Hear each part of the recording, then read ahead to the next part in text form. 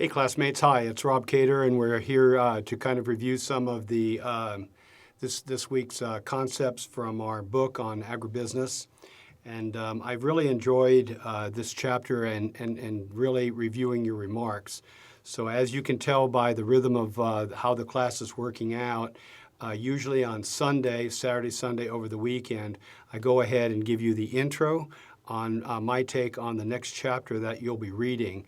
And then I'll follow up after you've gone ahead and filled in the discussion points. And I'll go ahead and then in general comment and try to bring the individual comments that you've made into my discourse.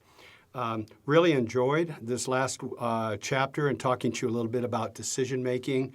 I think it's really a very, very important part of not just entrepreneurial and business and leadership and all that.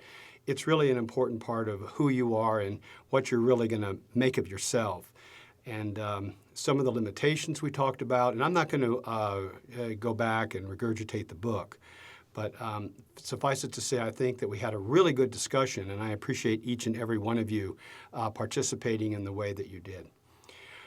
During these green screen lectures that I'm going to start doing weekly, I'm not really going to be tied to the book. Later on, Professor Watkins is going to come in and make sure that you're on track with both the readings and also the business plan. My focus today and in most weeks will not necessarily be on the text or on the business plan. It's going to be a little bit about business in general. I usually just say I've been in business and started my business way back in the day. That's my way of saying older than, not quite as old as Methuselah, but I've been in business for a long period of time here in the Metro Phoenix area, precisely in the green industry. And one of the most important aspects that I think it's really important that you consider and understand that as we go ahead and we start a business and we start our entity, we really have to kind of understand this idea of cash flow. And it's really a no-brainer. It really makes a lot of common sense. And it's based upon your budgeting. And in the lecture class, we really go over some budgeting apps that you can do, but budgeting is telling your money where to go instead of your money kind of just going without you understanding. And I really suggest that each and every one of you start a formal budget. We're coming into maybe starting in March, so estimate what your monthly costs are and then see what your actuals are. But budgeting is the basis of cash flow. For a business, cash flow is a little bit more complicated, but it's still pretty much common sense. We have two ways of accounting for business, and one way we call the cash system or cash accounting, and the other way is called accrual accounting.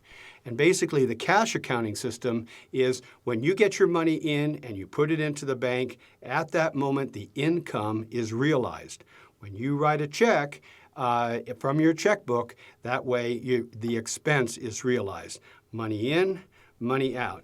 And that's the basic way that you're going to be operating your small businesses as you get started, and that's called cash accounting. Accrual accounting is based upon what we call accounts. So it's called accounts receivable and accounts payable. So accounts receivable are when you go ahead and you order materials or you order something, but you don't necessarily pay for it. But the minute you call that vendor up, it counts immediately. And then it's not when you get, it's not actually basically then as far as the other side of it is, when you bill your customer, it's not necessarily when the customer pays, it's when you bill the customer. So it's accounts receivable when you bill the customer and accounts payable when you're billed by your vendor, not necessarily when it comes into the company.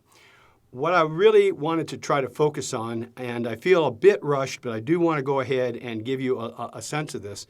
There's a dicey aspect to cash flow, and that is you always need to make sure that you have enough money coming in and in the bank so that money that you have as a receivable that they're going to pay you, well, That's not necessarily going to help you if you have a mortgage payment or electrical payment or what we call a fixed cost. So you have to go ahead at all times and understand that cash flow is very, very important, and you have to go ahead and track it. I'm going to take just one quick second here and just let you know that every business is faced with this, and it's very important that you watch out what you spend in terms of when you're going to get it. Make that kind of calculation and then stay with that program, and that would be called a cash flow chart. And that is job one when it comes to operating a small business. Thanks, and I look forward to continuing our conversations together. Aloha! This is Mr. Watkins.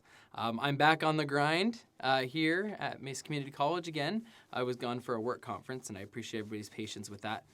Moving forward, we wanted to kind of touch base with a few different options for you. Number one, we have fixed last week's post. So if you go back in, you can actually see that's now unlocked for you to submit your week 5 discussions. And on top of that, we've been working on the idea of taking the vision, the whole idea for where you wanted to be within your own business. And now we're looking at the idea and the concepts with the next organization and management, or worksheet number 6 that you can kind of see right here. This really goes into the idea of taking all those key components and structures of your beliefs for what your company should be and putting that motion in the movement going forward within that company. So really and honestly, it comes down to the idea of how is this company going to be organized? Who's going to be leading it? Do you need a specific board to help you in that process? And what does that look like? Because if you're going to be a smaller company, do you really need a board to be able to derive that forward, or are you just starting off to where it's just you and maybe your spouse? It comes down to the ideas that simply you need to make sure that you have it in some type of structure in place, because simply if you have a dream or a vision, it's not going to come to life unless you have a game plan how to get there. So please make sure as you're looking through this, you adjust according based upon the ideas for what you need for your company, not based upon trying to run this huge multi-billion-dollar company, because each person, much like your mission and vision, your organization for your management is going to play a key role in the concepts of how this is developed. So moving forward, if you need us, shoot us an email, phone call, text message, anything like that, and we'll gladly be there for you. Great seeing you again.